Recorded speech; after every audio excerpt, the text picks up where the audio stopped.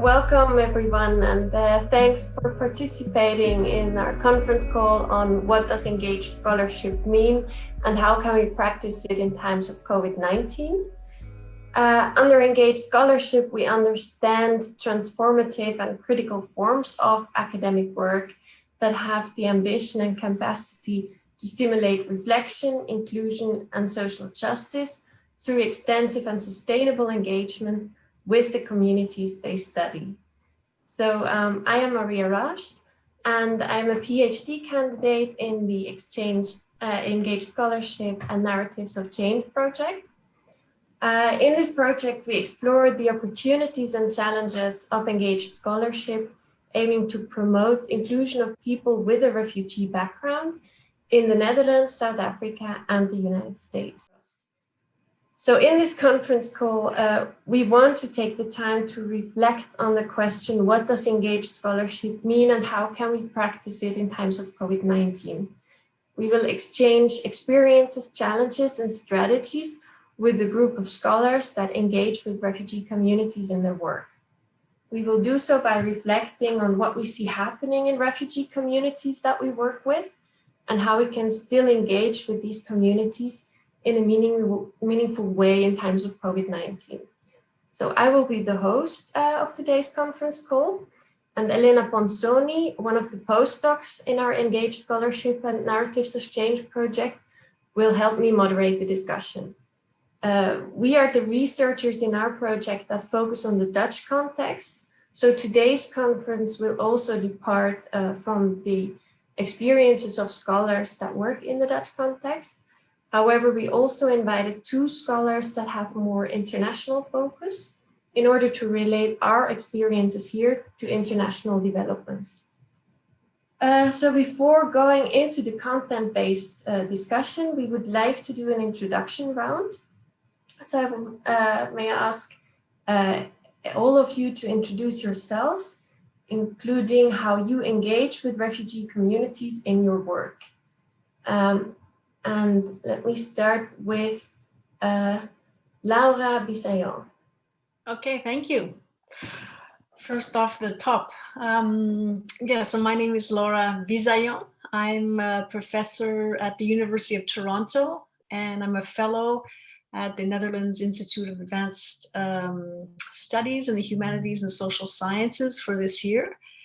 And my research is at the intersection of migration, health, and the state. And so I've used ethnography as a field work strategy to examine issues of forced migration, so refugee studies and immigration in Canadian context, in Iranian context, and in the Horn of Africa, so Ethiopia and Eritrea in particular. And in a prior career, I was a social worker and worked for the UNHCR actually in the Horn of Africa. Thank you. Hanke, Rob, would you like to go second? Yes, thank you, Maria. Hi, everyone. I'm Hanke, and together with three other researchers, of which two have a refugee background, we are a research group in the University of Applied Sciences in Utrecht in the Netherlands. And we are doing a research into the search many students with a refugee background have to do and are doing in the Netherlands to find their ways up to education, higher education, and the labor market. besides, I'm also working in the University of the Arts in Utrecht, where we work also with students with a refugee background, and we work with artistic research. My background is that I studied Arabic and Islamic studies, and I've been working in higher education for more than 18 years. Thank you. Hala Borashi, would you like to go next? Yes, hi. I have been, I came to the Netherlands, actually. I have to start with that, maybe, as a refugee myself from Iran. And when I was faced with all these categories and the ways and the numbers that refugees were presented in the public space, and I thought, if I go in the academia, I want to be focusing on narratives of refugee. I want to, in a way, be able to unsettle these numbers, because they say something and they say actually nothing at the same time. And it shapes the mind and the ways that policymakers deal with refugees and migrants based on these numbers. So I started with narratives of refugees through life story methodology, and later I realized that I want to have a more challenging methodology that not only collect narratives but engage more and create more reflection in the process of research through methodology. So I do more co-creation methodology, reflective methodology, using the concept of Sandra Harding strong reflexivity as a source of a strong objectivity is one of my inspirations. So from that perspective, I have designed this Refugee project, which Maria and Elena are part of now, Engaged Scholarship and Narratives of Change. Miriam Twicht, would you like to go next? Hi, thank you so much for inviting me. So Koen invited me. So I'm based in Norway, and I work with refugees based in the Middle East. So my PhD research and my brief postdoc fellowship, like I did in Amman in Jordan, was focused on refugees in Jordan, and I'm actually currently involved in a postdoc on refugee protection in the Middle East. And in my work, I'm a very interdisciplinary, confused person, but I'm mostly an anthropologist. And I basically look at people's technology use and how people sort of make sense of their experience in the present, but also how that shapes people's narratives to the future and to the past. So imaginations of the future and ideas of home, belonging. So the more sort of social, but also subjective experiences of being and becoming displaced. So I'm currently based in Oslo, but I'm a Dutch citizen. I have been, I think, since 15 years, been engaged quite a bit in refugee activism. And so I am sort of, aside of disciplinary confused, and also sometimes a bit geographically confused, because I do a lot of work in Jordan. But I also always connected to, if you sort of think of foreign aid, if you think of people's family relationships, if you sort of think of people's future imaginations, a lot of it is sort of entangled with what's going on in Europe as well. So I also find it really difficult to sort of separate that, and in a way also not particularly necessary, because it's also so interlinked for the people I actually work with. So yeah, that's basically what I do. Thank you. Fabian Holle, may I ask you to go next? Yes, thank you very much. So my name is Fabian Holle. I worked in contemporary theater and dance for the past 16 years. And I recently graduated, just graduated from a master in sociology, where Halle and Maria were my supervisors for my thesis trajectory. So very honored to be here among these very inspiring people. In my thesis, I analyzed how queer refugee artists actually in the Netherlands, they resist and challenge exclusionary social structures that they deal with, and then how they challenge and resist those through art, also collectivity, and also their queerness. Yeah, currently I'm working now at the university, the Vrije Universiteit, as a student, teaching assistant for bachelor and master programs. Halle, Maria, and me, we just finished the course as well there. And I also work as a research assistant, junior assistant within the Refugee Academy, and also in the Refugee project, engaged scholarship and narratives of change. Yeah, my engagement, so it's very new. I just engaged one time in my thesis basically, and it was part of my thesis. We asked the queer refugee artists to make artistic works about their experiences during Corona or in Corona.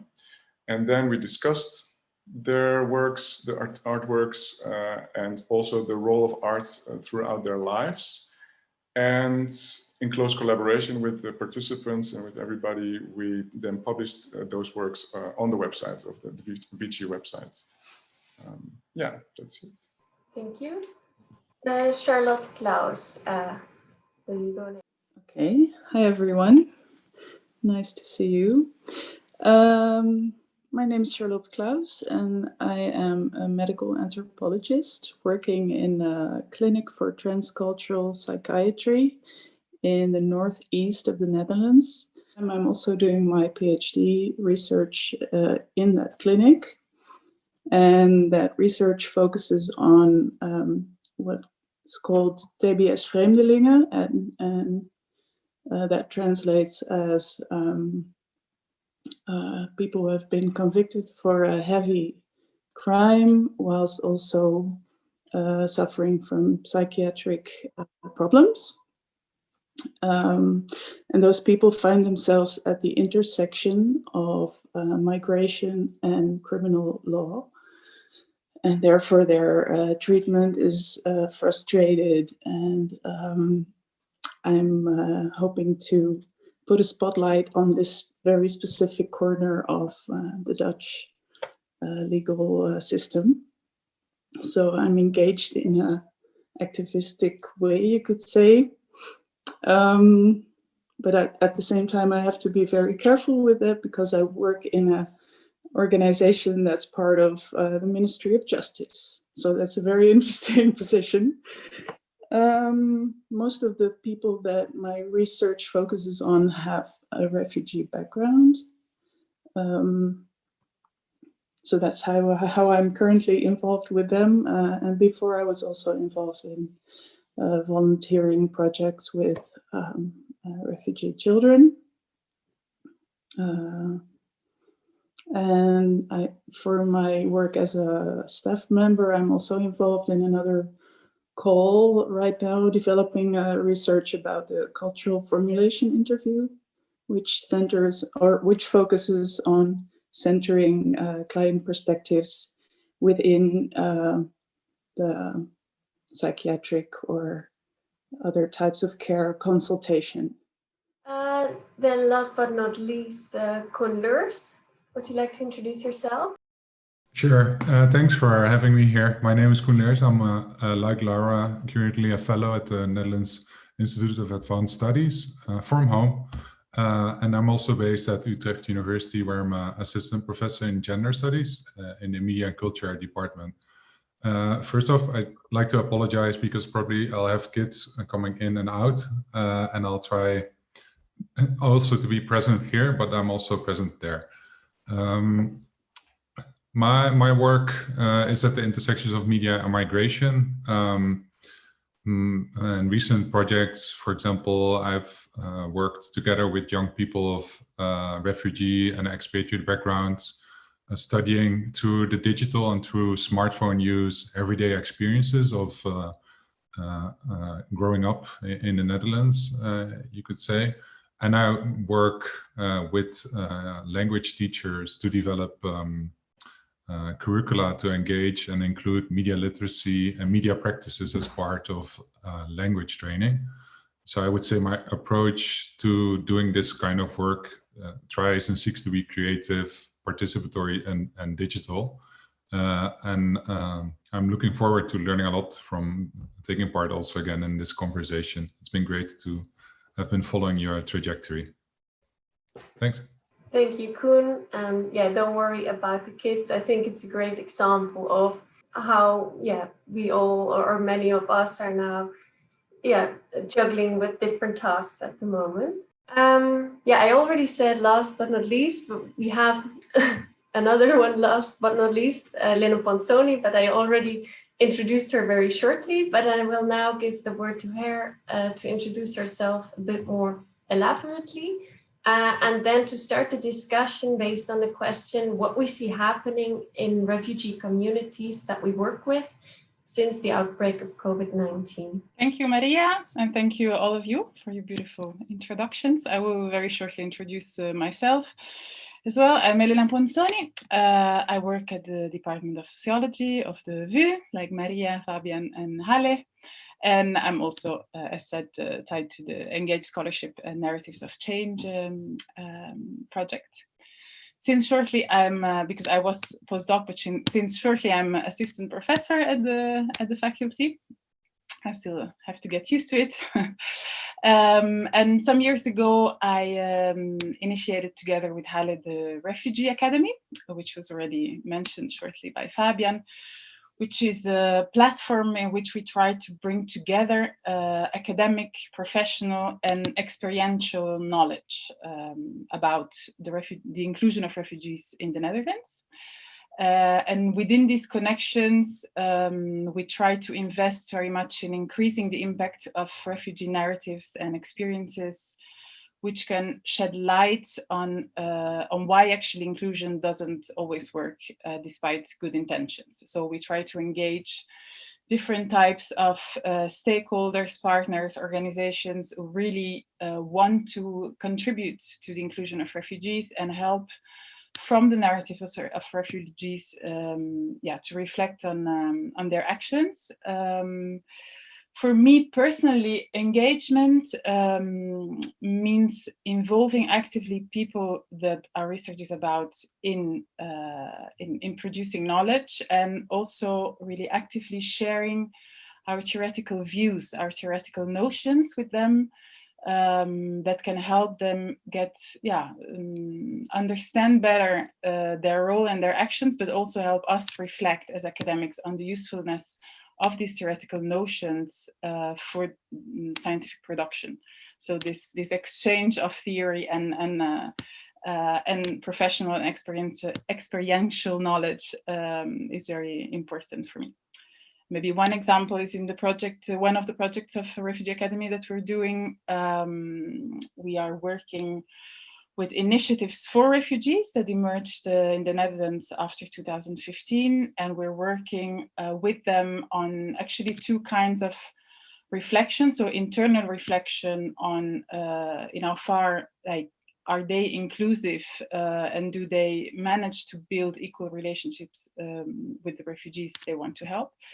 And also external reflection in terms of making others in the field reflect on what their role is and how does this role fit with other stakeholders like municipalities or big NGOs, for instance. So this to give you an idea of the type of work we do at the Refugee Academy. This being said, I would like to start our discussion. As you already all explained in your introduction, in one way or another, you all engage with refugees communities in your work. What do you see happening actually in these communities since the beginning of the Corona crisis, so in 2020? I would be very happy if you can share your observations with us, and I would propose that we start with the Dutch context, and then that we look at, from the international perspective of Miriam and Laura after that, so they can maybe react from their experience. So who of the scholars that are working in the Dutch context would like to start sharing their observations? Koen? Sure, I can start, and please interrupt or add or intervene whenever you feel necessary. Yeah, I just wanted to maybe point briefly to two things. The first is, I think in the early weeks, how it was interesting in some news discourses that suddenly people became aware that we actually have experts on how to live through, for example, situations of social distancing or negotiating family life with people living at a distance in newspaper interviews, for example, with refugees who have been going through these situations for years, and not to paint this utopian picture of how refugees were able to sustain in these relationships through the digital, but as a way of opening that exactly there's a group with experiential knowledge on how to do so, on how to do intimacy at a distance, and that this is a very much paradoxical and convoluted process. So there was in the early months, perhaps, there was attention for this, and I think this is an important reminder also for us that it's in kind of incorporating refugee studies, migration studies into kind of the mainstream of knowledge production. This is an area to kind of flip the script, which I found interesting. And in terms of seeing on the ground, I heard, but mostly informally, a lot of stories of people indeed facing longer and longer waiting lists in asylum procedures in the Netherlands context, difficulties of negotiating also homeschooling situations for example, refugee children in international transition classes schools, where schools were suspended, and heard from teachers afterwards that their educational trajectories stood at a complete standstill because remote teaching was even more challenging, also with parents negotiating many other different demands. So maybe, yeah, I just like to maybe just raise those 2 points here. Thank you. Thank you. Yeah. Is anybody else of you recognizing maybe some of the points Koen mentioned, or otherwise would bring in different points? Yes, I thank you, Koen. I think that I recognize both point of view you bring in, and I could add that in some way that we had a few interviews as well with students with a refugee background during the first intelligent lockdown, as it is called, was called in the Netherlands, and the current period. It was that during the first lockdown, we did a lot of phone calls with our students. And with some we made some walks and so, and then they were telling us that, yeah, indeed they know perfectly well how to behave in such uncertain circumstances. So they told us, well, you know, for me hardly anything changes. But that has also to do with an isolated position in the Netherlands. So this isolated position didn't change, and that is also was for me, well, very clear that it is not all about resilience. Well, it is about resilience, but it is also, yeah, like surviving, especially when you're here without your family. And then in this current period,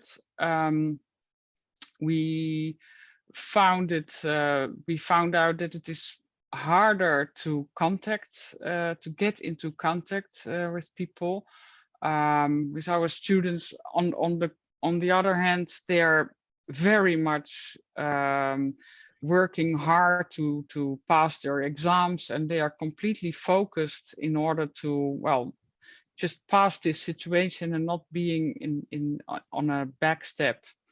And they are strong in that, but their question for more social relations and social context is less clear at the current moment. So they are much more working forward. Like, did they have a need for social contact, you mean? I'm sorry. Yeah, well, that is less clear in the current moment. I was last week we had a interesting exchange between students, which they are working together. Some students, some of these have a forced migration background, and some of them belong to the LGBTQ society, community, and these students were talking with each other, and I was participating in the session. And then the students with the LGBT identity, they told that for them this crisis is very much ruining their social group feelings, you know, their community lives, and because they, once you are clear about your identity, you can live with it, and you can live it out. I mean, the outgoingness is much less possible. And then they were talking with each other, and the students with the refugee background, they said, well, for us that outgoingness was never an option. And now we use this opportunity of being so much focused on what we have to do that we really make of it what we can. Yeah, it is also a kind of resilience, but in the first period we heard much more, oh, how wonderful it would be if we could come together and exchange and do things, and so, and now we didn't hear it anymore. Yeah, I understand. Maybe this would be a nice point to reflect on for Fabian. I don't know, Fabian, because you research refugees with the LGBTQ background in this period. So totally. I mean, I recognize also exactly that my participants, and I'm talking about the first intelligent lockdown, they're also said and posted funny memes on social media, like isolation, nothing new, you know, being lonely, scared. It's all, yeah, they were used to it. And so this was on the one hand something that I noticed, and a lot of queer, I mean, I say queer because a lot of the people from my participants are like gender non-conforming, trans or non-binary or transgender. So this was one thing that they really, there was nothing new. And also that it was sort of like a time for them to actually reflect, because the rest of the world was in a standstill, and now they had sort of time to like, okay, thinking and creating like artworks. On the other hand, the negative side was also what I recognize what Hanke said, that a lot of them had a lot of frustration about that events didn't happen. So like community events where art was shared, for example, like queer poetry events for refugees, but also protests and demonstrations. There was a lot of like, in the beginning, like these Week tegen Racisme, like Week Against Racism demonstrations and protests, and they were really frustrated they couldn't participate. And also there was one sort of big event which like affected some of my participants, which was connected to something that happened in Morocco. So it was like an influencer online. They started asking to people in Morocco to go on a gay dating app, like straight people or families or whatever, to find other queer people and then to out them. So a lot of people then were outed and violated because they had to be stuck in home. And this was for my participants like a real trigger as well, so that they were like very, yeah, so they were alone in their house, but then with their minds in Morocco. So yeah, that was a very complex theme. Yeah, I mean, we'll talk about that later, but then through art, that was then actually nice for them to actually connect those worlds by creating like an artwork actually. May I say something? Yes, sure, Halle. Yes, because it is so amazing to be part of this conversation. I see exactly the two things that actually Kun started with. On the one side, the fact that resilience and actually survival is the mode that refugees are very used to. So for them, the crisis is not something new. This is something part of their life story, and they are quite equipped to deal with crisis. That is the first thing you see. Actually, even in the crisis literature, there is acknowledgement that during the crisis, refugees and people actually are the ones also who are in their communities quite receptive to deal with crisis. And we have seen two examples in the Netherlands, which is very important. For example, refugee-led organizations who saw that COVID-19 and all the formal institutions dealing with the COVID just forget about refugees. So they start themselves a help desk that is called Help Desk COVID-19.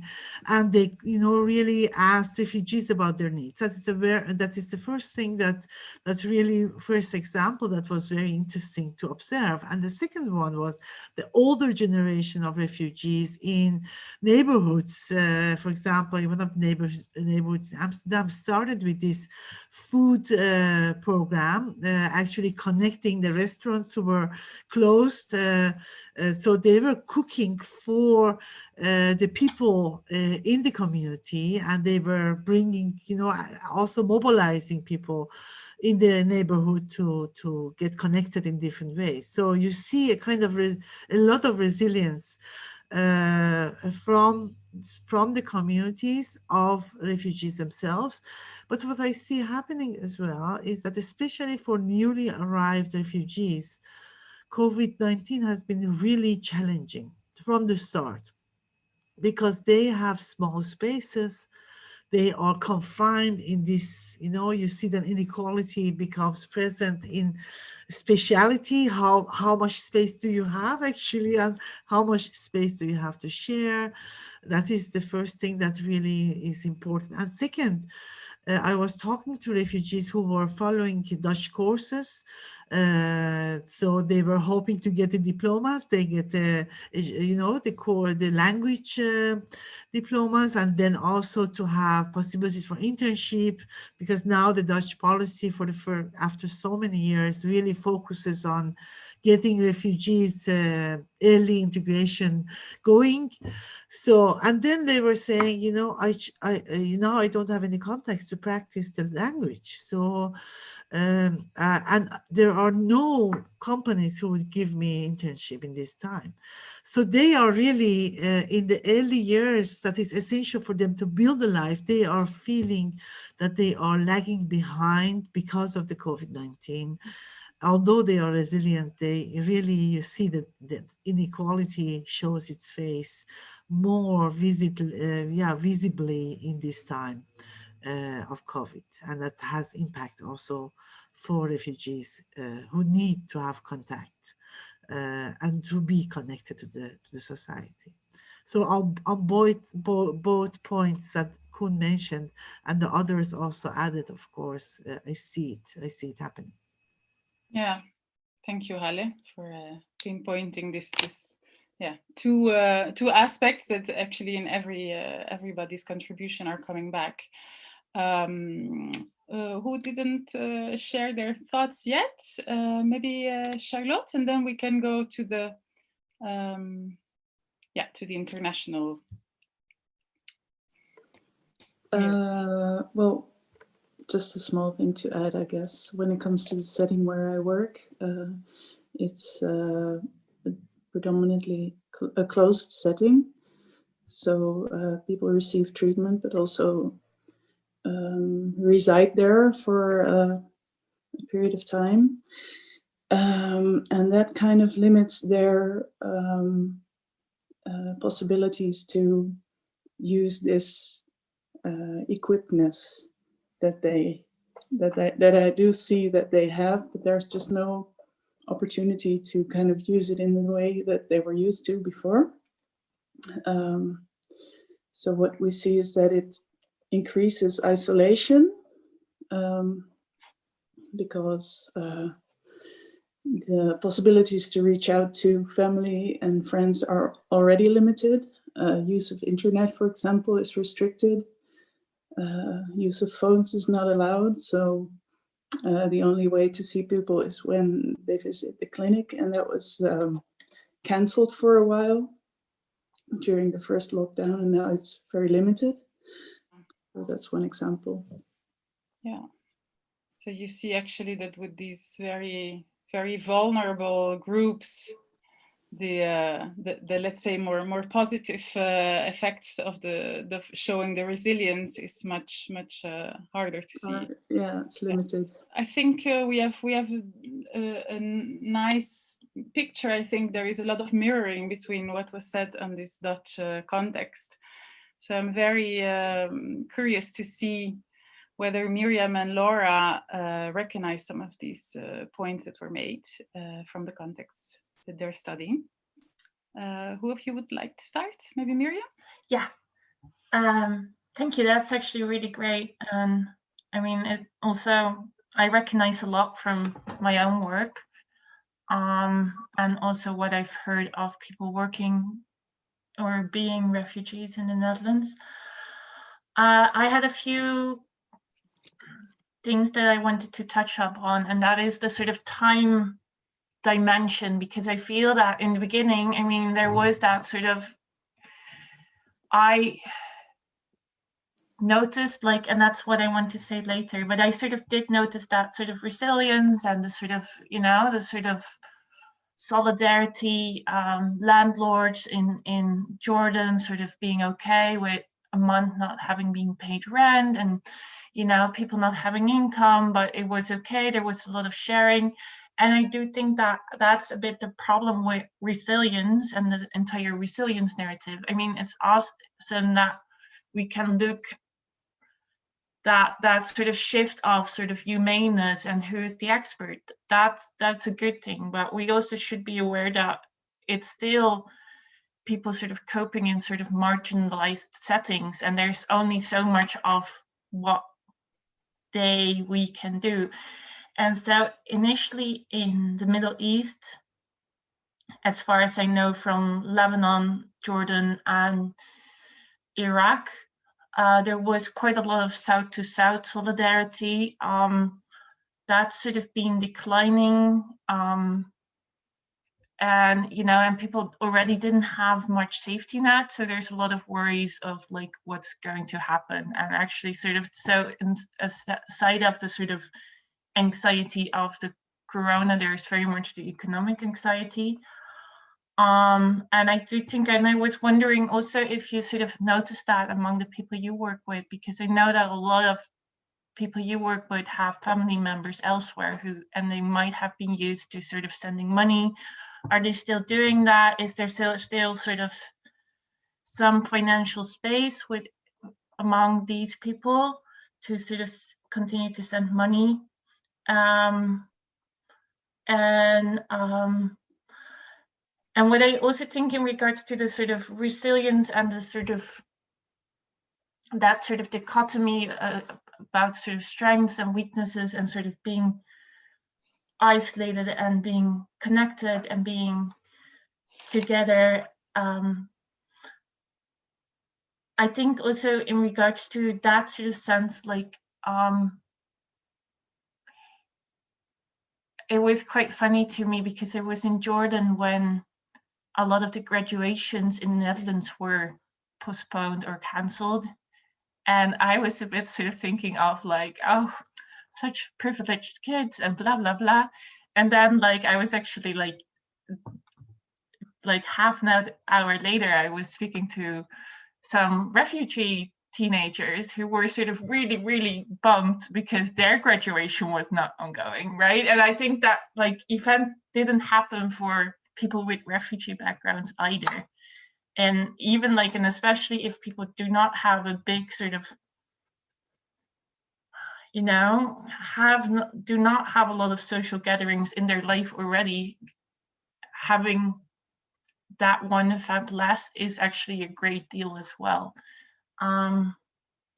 Yeah, so that's basically, all right. So now I think like what has happened, what is quite good is that sort of, because I mean, what's supposedly the case is that humanitarian financing should be happening immediately and during crisis, but that didn't really happen immediately. So now there is more money available for aid, but that's very much like to me, like as I see it, it's very much like framed as like to reduce negative coping mechanisms and things like that, instead of like, well, we're giving these people a safety net because that's what we all need in these times, right? And one brief remark I wanted to touch upon what Charlotte was saying about the power relationships between, like, I do notice that similar tendency between sort of humanitarian workers who are allowed to go into the camps, who are able to sort of move around, and people who cannot, you know. So it's very much that we're all sort of more immobile, but some people are still more mobile than other people. Yes, thank you. I think you made really very, very important points.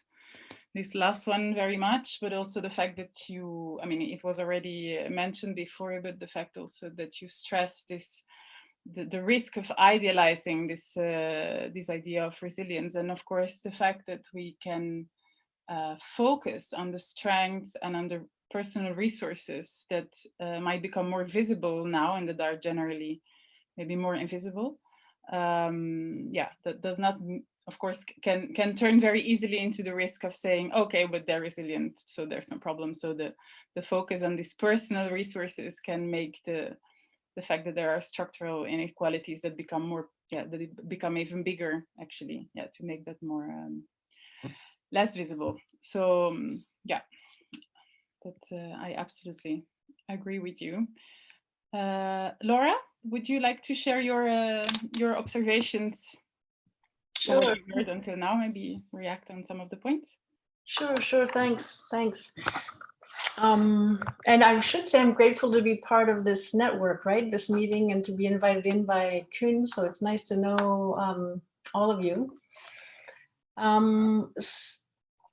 So what I didn't say, so obviously I'm a newcomer and temporary person to the Netherlands, but my husband's family and extended family, therefore, are came to Canada and also came to Netherlands as refugees. So in coming here, and I've been here for a couple of months now, I've had the opportunity to go into some of these smaller homes that Halle is talking about, right, in North Holland or downtown or inner city Amsterdam, and for sure close quarters. But we've sort of begun discussing about COVID experiences here compared to COVID experiences in Eritrea and Ethiopia, in particular. And so the idea that as we know, right, from our work and from our lives, right, people are profoundly transnational. So they're sort of here in body and also somewhere else in spirit, and going between the two,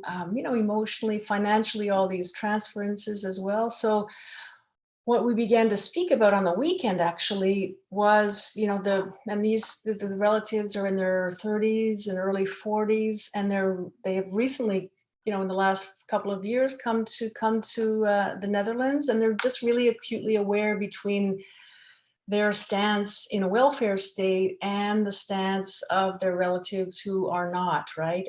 And just talking about experiences of unemployment here. So they're all shift workers working in, you know, supermarkets, and just really aware that they, while they would prefer to work, some are not working now, but they still have the opportunity to, you know, fulfill their basic needs at the end of the month. And so what they said on Saturday night, it was, you know, well, no, you know, if you don't work in Khartoum, you know, there's no money for the family, whatever. So, you know, COVID in Eritrea or COVID in the Sudan is really life as usual in most cases, right? And then the other part of the family were refugees from Ethiopia and longer standing. So those people are in their 50s, late 50s, early 60s, and they're also in North Amsterdam and have worked as Uber drivers and interpreters within the refugee system here in the Netherlands, right? So polyglots.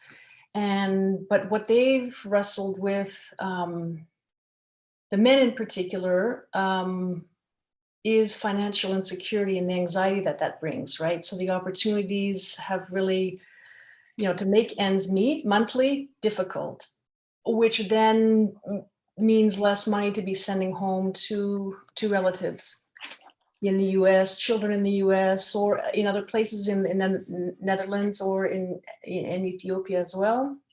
And so those, I just thought those are sort of like field stories.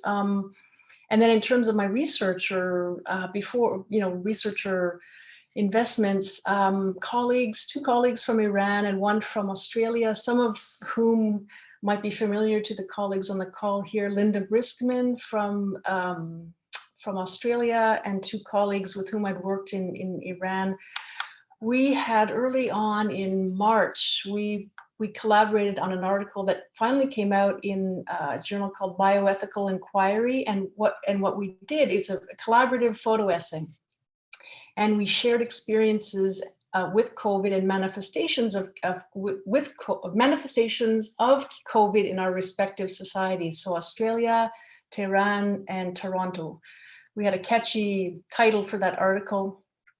And we really compared and contrasted those manifestations and experiences in the respective societies. And in a nutshell, Mehdi explored what going online means in an Iranian context where internet supply isn't secure, or where it's state media, and some civil society resistance to this. Bahar explored the changing cultural practices, so around Nowruz, or the new Persian New Year. So what this meant to celebrate for the first time in her life, sort of different celebrations from different homes. And then Linda, in an Australian context, used the image of the boat, right? So forced migrants arriving in Australia in contrast to the luxury liners and the sort of concerns and preoccupations of infection and transmission and who's at risk and how much risk can we tolerate. And then I looked at, and this is how the research joins with this project, as well as Koen and other colleagues, but this idea of communication and proximity. And so I made the point, well, yeah, Eritreans, for example, using my family as an example, or Ethiopians have been using technology, and thankfully so, for the last 30 years to make community, right? To stimulate kinship when they are diaspora people. Thanks. Thank you. Yeah, I actually read this article you were talking about when after you were introduced, and I think it was a very interesting one. I actually wrote down one observation or question you make at the end. Like, might the isolation we all now experience lead us to become less acquisitive and more relational and cooperatively focused? And I thought, wow, that is such a different mindset. Actually, I would really think it makes us more focused on ourselves, our families, and our direct environment. But actually, I personally also feel very much connected with all the international and transnational connections and yeah, people that mean a lot to me. So I thought, yeah, it's a nice a nice view.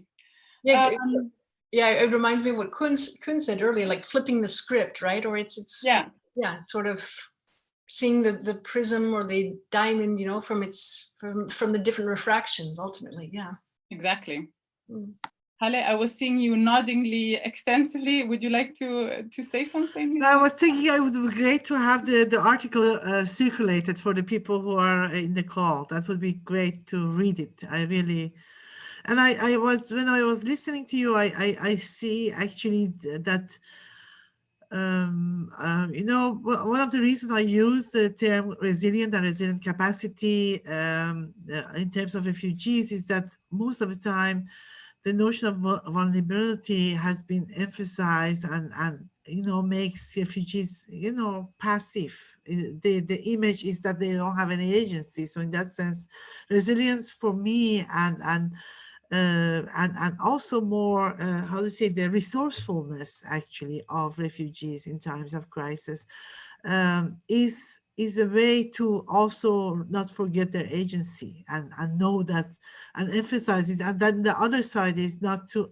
overemphasize it so that we get, you know, the notion of inequality out of the picture, but we have to find a balance to present both, actually, to show the agency in spite of all these structural source of exclusion and inequality at play. Thank you for, you know, very, very interesting observations from all of you. Yes, thank you all. So now that we've been talking for a while about challenges, but also resources that this Corona crisis brings forward, what do you think this means for our role and our work as engaged scholars? In what way can we still engage in the work we want to do as engaged scholars, and how does this situation change our role in the current context? Yes, yeah, cool, okay. Thank you for offering to start again. Yeah, not wanting to replicate this again, that we have to do this Tumblr one by one. But I was just, I wanted to signal maybe 2 points that occur to me. One is that I found, at least in my attempts, that on several occasions, grant applications failed because of Corona, where committee members, for example, had questions whether it was feasible and doable or realistic to do field work with refugee communities. They didn't believe that this would be possible and rejected applications on the basis of this. So committee members and as well as reviewers, which I think is really also illustrative for that in many instances and in many different ways. I think this also very much affects how we as researchers can produce knowledge with specific communities. So it really runs against these possibilities when indeed funding dries up. And we see this also, for example, in critical data scholars, mentioning that in a lot of the data which is gathered, for example, regarding COVID, even in the beginning, there was no attention, for example, for racial backgrounds, on how racial backgrounds really affected COVID rates. So I think this is missing, like creating a lot of missing data and gaps in our data in terms of like large scale approaches, but also in terms of possibilities to do engage kind of research when people don't believe that this is possible, particularly with hard to reach populations. And I think this is also, that was my second point that I just briefly also in response to the first kind of discussion wanted to insert, because I think what's really also what is apparent from refugee activism, but also when you look at media discourse, is that COVID has created such a void that in our kind of mainstream news, for example, and public awareness, for example, deaths at sea at the Mediterranean have completely dropped off the radar. even though death rates are really peaking, also in the last couple of weeks, there's hardly any attention for this in recent times. So I think this is really also like a signal that of this slipping from public radar, but simultaneously also that there's this increased anxiety of refugee camps exactly as concentrated spaces with a lot of people, which are seen as threats, as security risks, as health risks. For example, in Greek islands, this has been the source of legitimating camp closures, but also here in Netherlands, where we saw in a lot of discourse that this was like raising enormous questions. Should refugee camps be open? Yes or no? With people living in close quarters posing a health risk. So I think they're like to balance more the resilience stake. I think we've seen also rampant racism and invisible racism and inequality on the rise. So I just wanted to point out those 2 points. I don't know if it's useful for this yeah, certainly. point. Thank you. Actually, I have one question, because you mentioned, I think very correctly, that it's more difficult to convince grants that you can do a certain type of, for instance, ethnographic work with communities that are considered more hard to reach. The way you present it suggests that you actually think that it is possible. Is that correct? Like, do you think that actually, we could still do that kind of research? Yeah, I think it's still possible. And like any ethnographic or kind of creative or co-creative encounter, it's complicated and it brings its own challenges. But for sure, there are many creative workarounds that we can use as scholars and engage scholars at that, being critical and sensitive. It's harder indeed to reach people, which is also what I'm finding. And people are stressed for time and stressed for screen energy. Because indeed, when you have to rely on the digital, you also have to negotiate the Zoom fatigue, which everybody has, including us, but also people that we might want to speak to. But I think there are definitely creative workarounds and possibilities, and the work in its quality will perhaps maybe not be the same. But I think if, and this is of course the point that I try to make, so this is very much reminding me of interviews which I had where I tried to defend, yes, this is still possible. And we should do this, because if we don't do it, we don't have like alternative narratives. We don't have knowledge about what's going on. So, well, it reminds me of that discussion. So I think, yes, there's different workarounds. Like we do our teaching, a hybrid model, sometimes face-to-face, but a lot of time online, which is not ideal, but we do it. I think it's still, that this mindset, I think, is also important to think about. Yes, we can also still do like digital types of engaged research. It's not ideal, but it's better than doing nothing. Yeah, thank you. Who would like to react to the points of Koen? Yeah, Miriam? Well, to echo Koen, like, I think there are more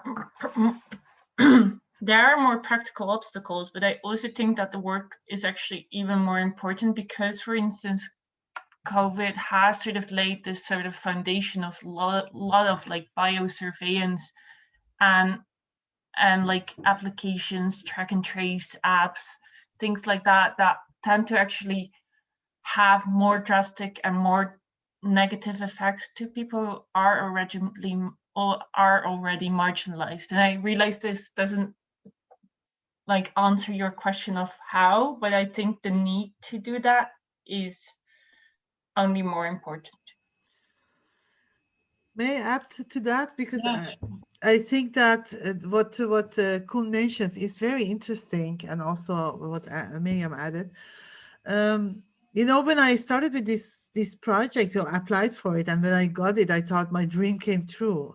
I finally have my dream in my hands, and that is to do really co-creative ethnographic participatory research internationally and create kind of waves of reflection in different countries. And then, of course, when COVID happened, in 2 cases, luckily not for Maria, but 2 other PhD researchers had to come back urgently. So they couldn't stay in the field. And that was for us a crisis, how to deal with this. This is really a crisis. How can you do engaged scholarship from distance? For me, it was a crisis, also partly because of my own framing, the way I also defended my project against the positivist distance researcher was, we are in the field, we feel what is going on, we are part of the community. So it's also our framing which is actually in crisis. Like, okay, if we really say that this is our value as engaged scholars, as ethnographers, to be part of the community, to feel what is going on, to be part of the dynamic. What happens then when we have to do that digitally? So in that sense, I think there is something of reframing, rethinking we have to do on our part. And that is, for me, actually the way, and that's why we started this question with the 2 PhDs, the other PhD researchers of the project. First, in the first period, they left, they made connections with refugee communities and they had to leave them behind. They felt so guilty. So the question is, how can you make the connection, remake the connection digitally? What is possible?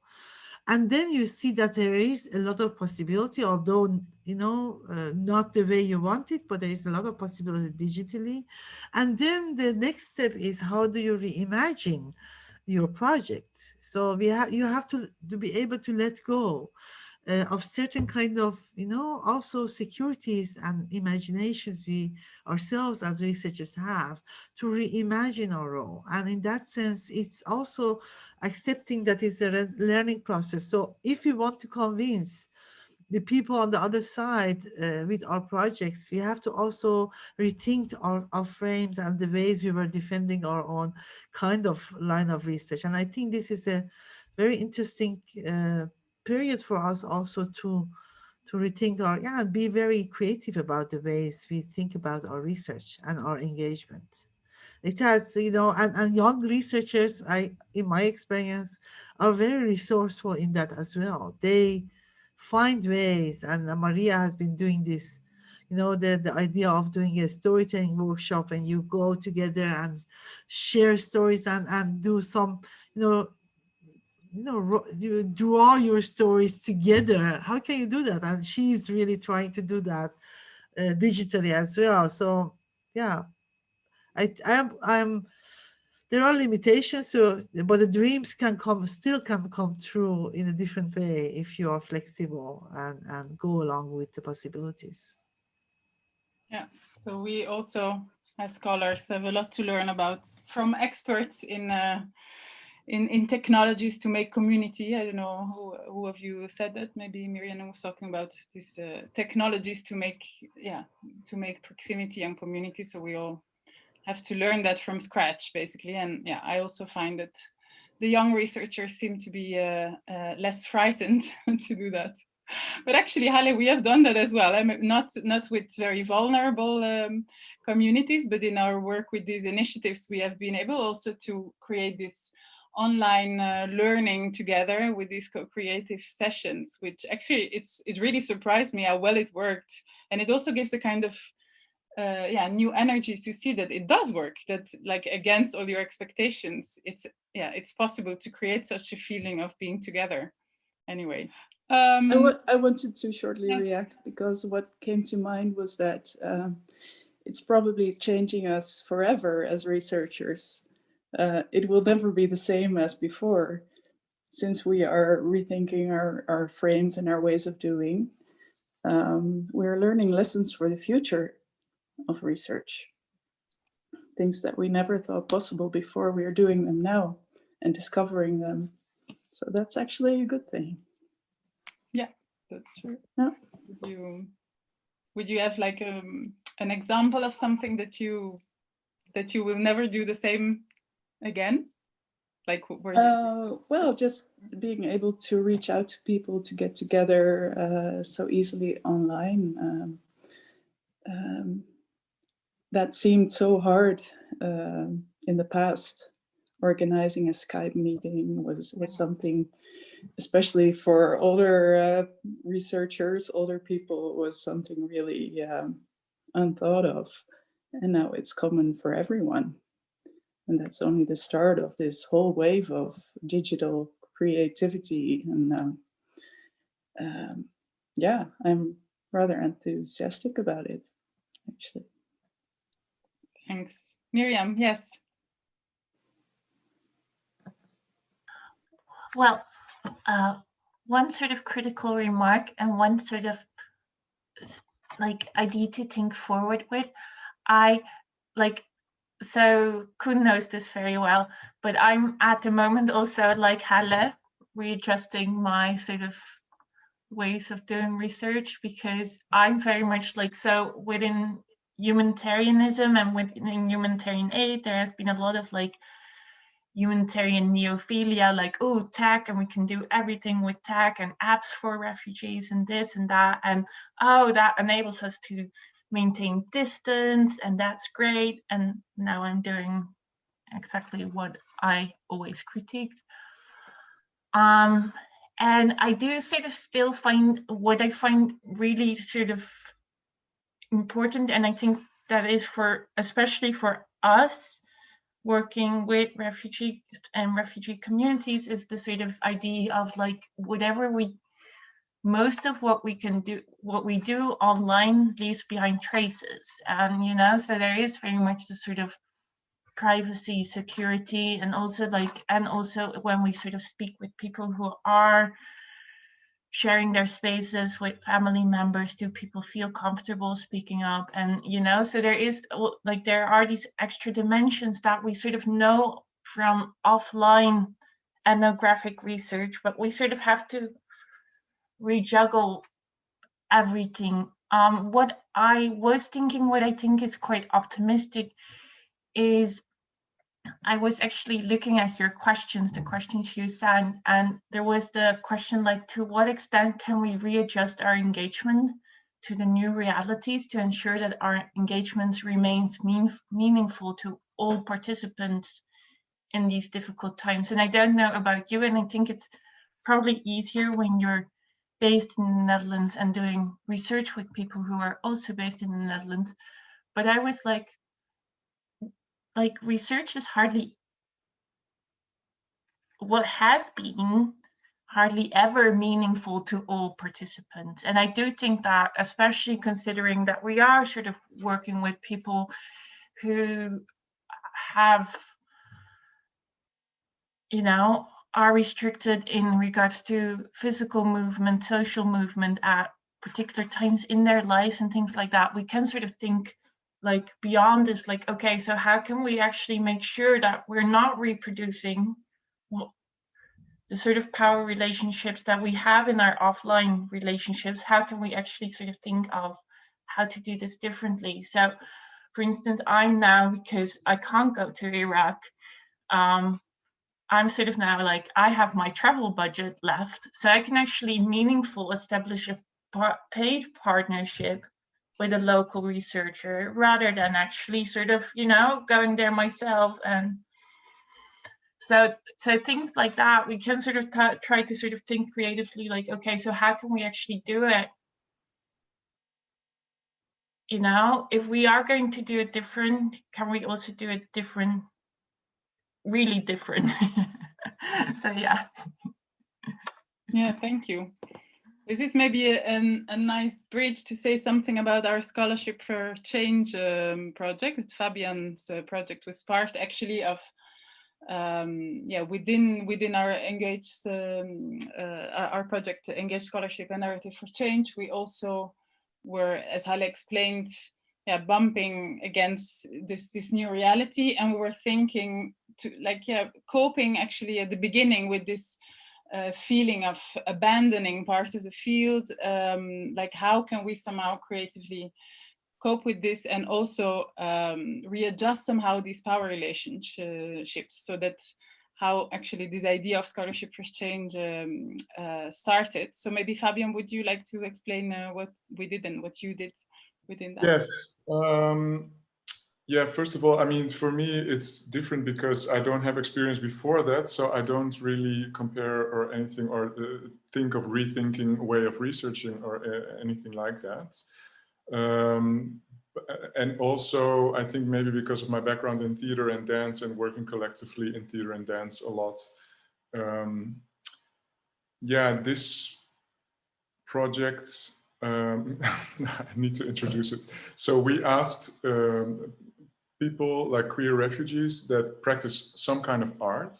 Sometimes I call them artists, but a lot of times they don't call themselves artists, or they don't call their works art, which is very important because it's more inclusive. It's just like if you write, if you make podcasts, if you do, you know, drawings, DJ sets, or whatever, you know, like some kind of practice that you express yourself in, I consider it as an art practice. So I was researching that, and then inviting them to make something about their experiences in COVID, which then really was like, because I also want to like echo a little bit that platform that Koen was talking about in a very different context. But this was something that my participants also really mentioned, was like, there is no platform. So they were really happy that there was at least also a platform like offered. It could be better, it could be different, it could be like more, because some people said, oh, nobody can find the website, so it should be like, you know, larger or something. But still, so this is something that was one part of yeah, that they actually found, yeah, important to have a platform, and to also not to decide what and how to talk about what they want. So they create a work which they can choose whatever they want to actually talk about, and also how. So how to express it. So you're not restricted to the language or restricted to sort of like these things, which a lot of people also mentioned that they find it sometimes hard to talk about like really difficult stuff in English or whatever, or in Dutch. So this was very, yeah, interesting. And now we're actually talking also about like, how can we continue? How can we do this more? Or how can we let this grow? And there was, for example, an idea that one of them, because they were quite like positive and happy about it, like, oh, maybe one can do an artwork and then another one can react with another artwork and then another one and another one. So to grow and to keep a conversation going and to discuss those things, and to, yeah, also have then the platform to let it, to show it to the world and to their, also to their own surroundings, to the queer communities or to their respective communities that they're part of. Yeah, so this is something, you know, as maybe an idea of one of those young researchers that you just mentioned, which I mean, it's not really very, how do you call it? Like, I don't really, it just went organically. And also because this happened, the Scholarship for Change, which is a lot Maria's idea also. So I was very happy about that, because my master thesis project was also completely in a standstill at that moment. So yeah, there was no reactions coming, and I was supposed to go to art events, queer art, refugee events. They were all cancelled. So yeah, so this is one of those ideas possibly. Thank you. I was so much listening to all your stories that I somehow forgot to keep track of who was speaking in the second round. So maybe some. Anke wanted to say something, I think. Oh, at some sorry, point. I didn't see your. I saw her figure. Please, Hanke. No, that wasn't the case. Thank you very much. No, I was just nodding because what I perhaps could add, that is, I think when you do this adding by way of artworks, you have this commonality in making, in makership, and it is very stimulating. I think you start a community of arts, and that platform is very much needed, I think. And what is also interesting is that perhaps later you could also mix with established artists or people working in the arts in the Netherlands, and you know, just I got many questions during the last years from refugees with an arts background. How could they ever integrate and be included with their artwork in the Netherlands? That is really for everybody a hard job, but especially for them. So in that need, you really step. I'm very much interested in your work. Yeah. Thank you. Yeah. Well, check the website. It's on the Vici website of Halle. And, I've seen it. Yes, yes, and I spread it already. So thank you very much, Fabian. That is great. Is there somebody else who would like to make other points? This question, yeah, Koen and Halle, maybe. Yeah. Halle, if you want to go first, of course. No, I just wanted to quickly follow up on Hanke, because I think this this challenge of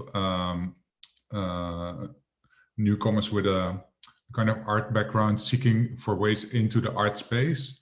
I've heard so many stories of people seeing particularly the art space as such a elite, exclusionary kind of bubble, very difficult to penetrate even from studies onwards. For example, I was part of writing letters of reference for a student who was applying for film school.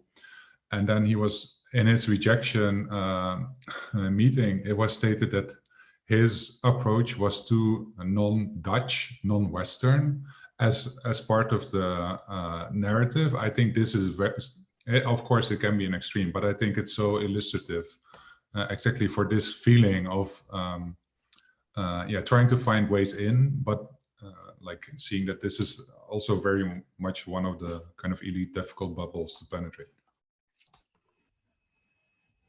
Yes. Miriam, yeah, you would like to react to this point? Then. Oh, we don't hear you. Oh, we're still muted. Yeah, I just have a question in regards to, so I've been thinking of, you might be familiar with his work, but, and I haven't lived in the Netherlands for a long time, but I know some friends of mine have been involved in this. So because, like, you know, to interburgeren, you need to speak Dutch. But if you actually want to pursue higher education, you actually have to be able to speak English. And I was sort of wondering, to what extent do you feel that puts like a barrier for people to actually pursue? I mean, beyond sort of course, people who are, you know, everyone should be able to pursue whatever they want. So at least in my perception. So I was wondering, to what extent do you feel that sort of is in the way of pursuing or finding people's routes?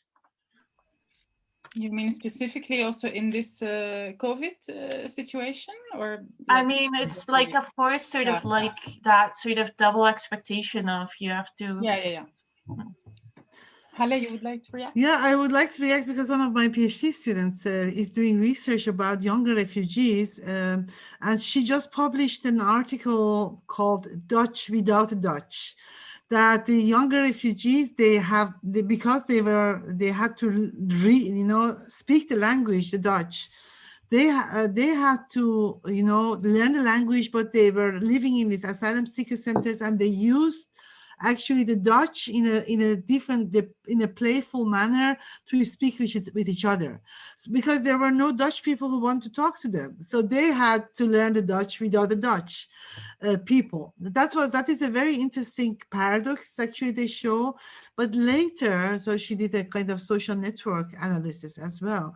She shows that later on that they speak more English than Dutch, because when they come out of the asylum seeker center, their chances to develop themselves in studies, the Dutch society is more and more an English-spoken society. Even in the cafes in Amsterdam, most of the people speak English than Dutch, and the universities offer more Dutch English kind of education programs. So they feel that when they speak English, they are part of the global communities. When they speak Dutch, they are refugees because of their accent. And that is also something that she's writing about, and that then you see the paradox become visible for the people who have been investing in Dutch language for a long time and they don't speak English.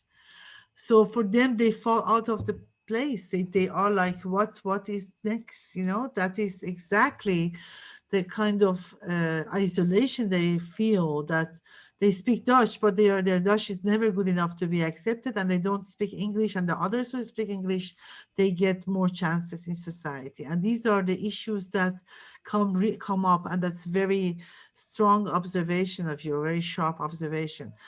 But a point I want to mention, adding also to what you said, Miriam, about we have to really design our research maybe as well in this time of COVID.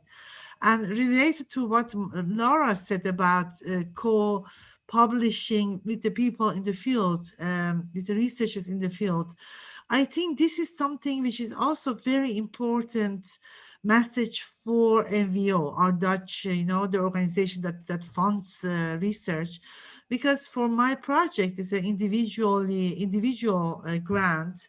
I really wanted to hire people in the context, for example, the context of South Africa or US, who are researchers there, but I was not allowed to do that. I had to hire people who have a position in the Netherlands. But now, because we don't have that much of travel costs, so I can, we can engage with assistants in the fields and use the money for that. And then listening to you, I thought I really have to make a point of it when I report, and you have to at some point report back to the organization to say, this is what I have learned, that we have to engage more with people in the field and not only go there, do research. And this is, in a way, also a message to us as anthropologists or sociologists, qualitative ethnographers, I have to say. We think we have to do the research ourselves, but sometimes maybe it is better to find, as you did. I'm really curious, Lara, how was the collaboration going? You have done research with researchers in the field, and research in Iran, I can imagine that is quite challenging to write a piece together. Could you say more about that, maybe? Sure. Yeah, thanks. This is the second piece that I collaborate on or publish with Iranian colleagues. And so in this particular piece, Bahareh and Mehdi they are colleagues and now friends. And I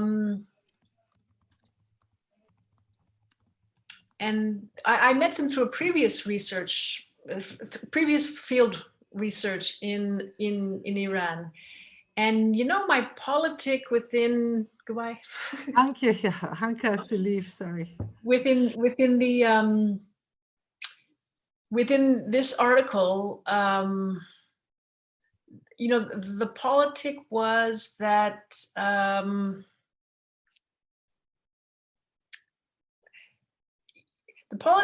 that although we all experience COVID, some people in some societies feel feel the implications of COVID a lot more bluntly.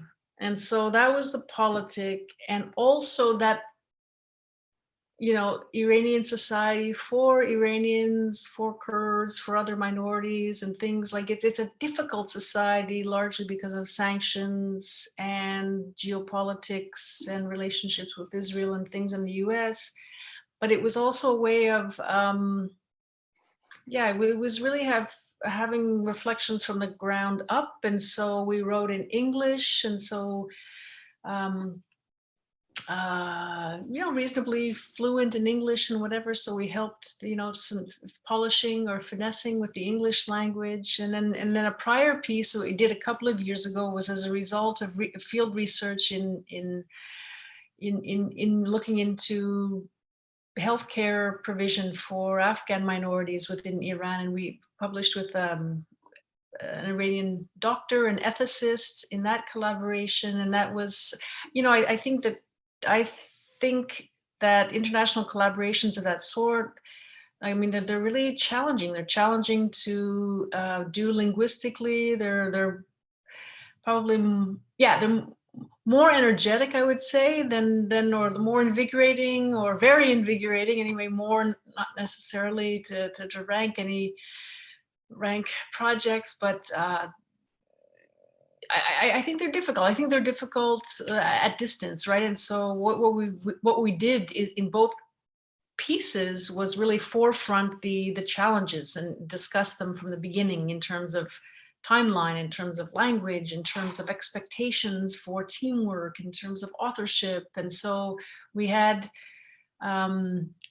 based on prior work I'd done with an Ethiopian sociologist and anthropologist in Ethiopia, where that, you know, that was sort of a less maybe a successful type of collaboration. I sort of learned from that and said, okay, well, let's make the relations and power relations and all sorts of other relations within the research project explicit at the beginning, and let's, with humor and maybe with scratching of heads, but let's have a conversation about those in the beginning rather than having frustrations emerge and then impasses, you know, emerge later on. Yeah. Thanks.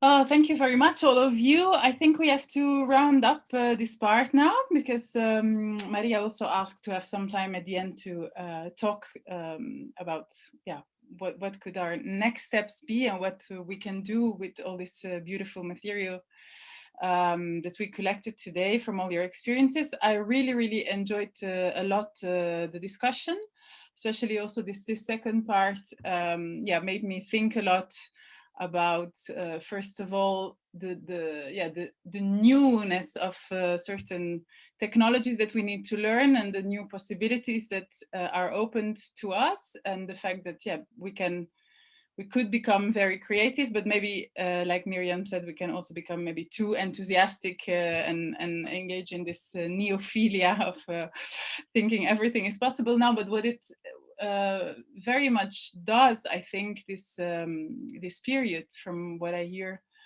in what you say, is reshuffling somehow the fact that we have to stop and rethink, and that all the taking for granted ways we do things are very often not possible anymore. So we have really to rethink our role, and this opens a possibility to rethink also the power relations we are in. And we heard some beautiful examples, and Hale also has a nice message for NVO on how to rethink it also from a more institutional perspective.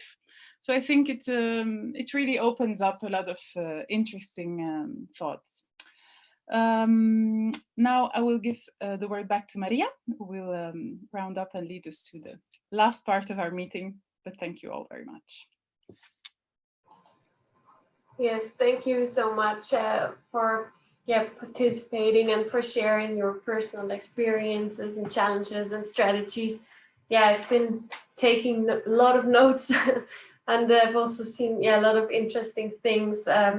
Just to sum up the answers on the first questions was that we were starting with sharing stories of survival and resilience, but also of challenges. And we discussed shifting privileges, shifting power relations, shifting solidarities, shifting connections. And we also discussed that there is also this time dimension that, in the beginning of the crisis, it was different than how it is now. And then regarding the challenges that we experience as scholars and the possibilities we see, we discussed that there are challenges around financing, and that these also come with new challenges of engaging. But also that some challenges are maybe not new, that the role we as researchers could play or the way we could be meaningful were already limited before. So yeah, there were also these challenges that did not change a lot, but still we have to redefine and rethink all of our research, and also sort of, like Hollis said, find new ways to defend our research, because now we sometimes do the research in a kind of way that we didn't want to do research before. So we have to think about that. And we also have to ignore aspects of our research that were really, that were the core of our research, like Miriam said, like in ethnographic research, that we cannot engage anymore, and that we lose a lot of the aspects that were really central before. Then Charlotte said that, it will change our work forever, probably. But luckily, we also saw that there are new possibilities, as Elena also just summarized. There are new possibilities around creativity, but also financially, as the examples of the local research assistants, and also some new possibilities around shifting power relations in these new methods that we now use in times of COVID-19. Okay, thanks again so much for joining today. Really interesting. And we'll keep in touch. Thank you so much. It was great. I really enjoyed the conversation. Hope to see more of each other later in the future as well. Be great. Thank you so much, all of you. Thanks for setting this up and connecting us. Thanks.